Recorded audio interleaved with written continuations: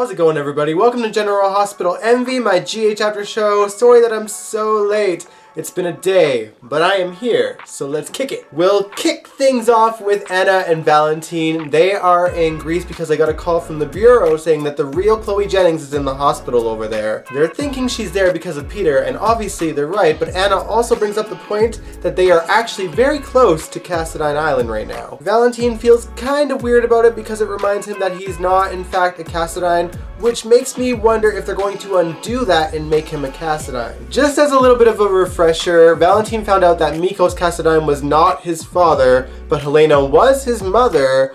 And then my mind is a little bit foggy on the details because it's been a minute, but I do recall there was some kind of DNA test done between Alexis and Valentine that proved that they weren't related, which proves that Valentine was not a Cassadine. Now, you and I know as viewers that DNA tests are always rigged on this show, so it's definitely in the realm of possibilities that Valentine's test was rigged. And if they are going that route, then I'm thinking that they're going to make Victor Cassadine his dad since he's back on the show, though Valentine is yet to figure out that he's actually alive. Anyway, once Anna and Valentine leave the facility, Chloe's doctor calls somebody and says that 2 WSB agents had just visited Chloe. Something tells me it was Peter or Victor. Anna and Valentine decide to blow off some steam by having some deep conversation while being completely hammered and slightly romantic. Honestly, Valentine got drunk so fast that I actually questioned if he was drugged or not. Valentine was so hammered that he just passes out and collapses on the table, and Anna brings him up to a room that's above the bar that they were at and asks the bartender downstairs that if he wakes up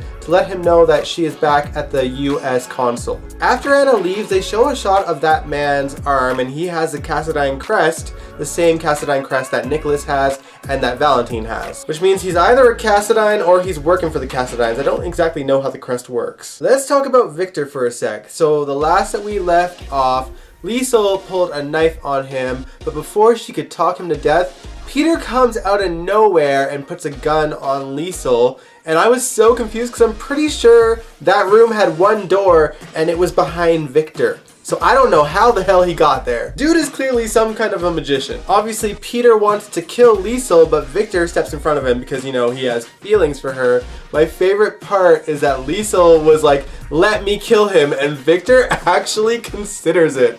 I was like, oh my god, please let this happen. Clearly, Victor has some kind of use for Peter because he refuses to let her kill him. My guess is that he either has information that Victor needs, or Peter has something on Victor, and if he has something on Victor, then I'm betting it's the fact that he might be Valentine's father. What do you guys think about that theory? Let me know in the comments below. Personally, I don't know how to feel about it. I mean, Valentine Cassadine has always been a jarring character for me, not from the get-go, but we had so many years where he was built up as this mysterious but lethal Cassadine that Helena feared, and then we find out when they finally do bring him on that he's just this misunderstood, morally gray character that was a hunchback, and Helena just feared his looks and kept him hidden, and like the story's changed so much over the years that I don't care anymore. Just they don't know what to do with him, and it's obvious, and it's like it's just frustrating to me. Anyway, after that confrontation between Liesel and Peter, Liesel gets dragged to the same prison where Drew is currently being held captive.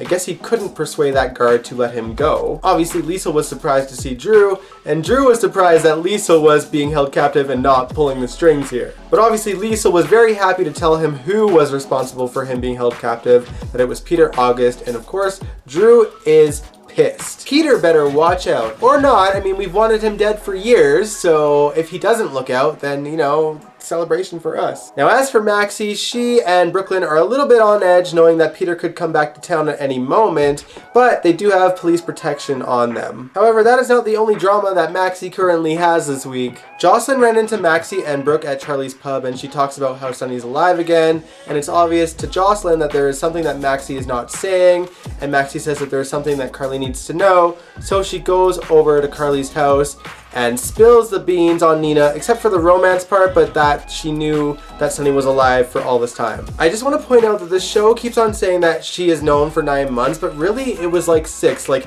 yeah, Sunny died 9 months ago, but it took her months to get to Nixon Falls and see Sunny, so they gotta stop saying 9 months. Not that it makes it any better, but you know, get it right. Carly was ready to explode, and we're gonna talk about that in a little bit, but first let's just wrap up the rest of Maxie's week. they are putting her in scenes with Austin, and it does actually seem like they're going to try to put her and Austin together, and I don't know how I feel about it. Like, I just don't see it, you guys. Austin and Maxie just don't make any sense to me whatsoever. Okay, let's switch gears for a minute and talk about some lighthearted stuff, I guess. Elizabeth and Finn. So they are beating around the bush about their feelings, and we see Terry giving Elizabeth a pep talk and Chase doing the same thing for Finn, and we see the scenes kind of play out back and forth, side by side throughout the whole episode. And then when Liz and Finn bump into each other, Terry and Chase leave them alone so that Finn and Elizabeth can ask each other out to trivia at a bar, I'm guessing. I don't know if we'll actually see the date, but I guess it would be nice to see some normalcy for a couple for a change. One couple that's gonna need all the help that they can get is Sunny and Carly, or is it Sunny and Nina, or is it Jason and Carly? I guess it depends on who you're rooting for. Sunny and Nina run into each other at the cemetery, and Sunny makes it known that he is justifiably angry at her. And the thing that confuses me about their conversation is that at one point Sunny is like, you took months away from my life, 6 months, not 9, by being mad that Carly was rude to you on the phone, and that was your reason for justifying this. But then almost in the same breath, he's kind of like, but I know you didn't act with malice.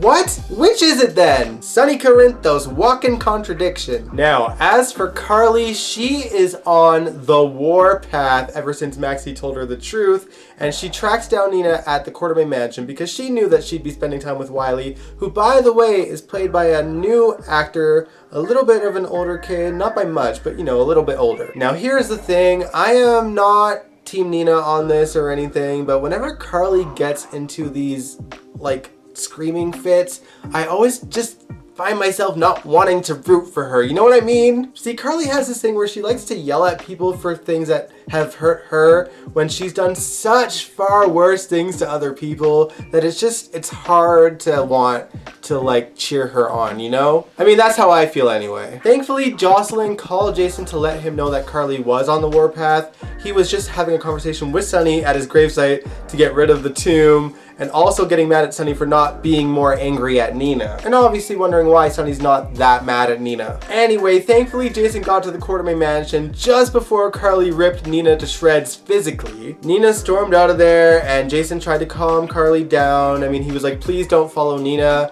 And thankfully she didn't. Instead, she went to Jax's house because Nina mentioned that Jax knew that Sunny was alive and talked her into telling him the truth. Not that she got a chance to. Now, Jax did say that he only had a hunch that Sunny was alive and that he didn't want to drop that bombshell until he knew for sure. Jax makes a mistake though. He lets Carly know that there's a little more to the story between Nina and Mike, and by the end of Friday's episode, she is gearing up to ask Sunny about Nina. Yikes. Now before that happens, Sunny gets caught up in Spencer and Esme's drama thanks to Trina, Jocelyn, and Cameron. Basically, they were trying to come up with a plan to have Esme and Spencer get caught as Ava's stalkers. So they tell Spencer and Esme that Nicholas and Ava are back together and celebrating not getting a divorce by going to Bora Bora.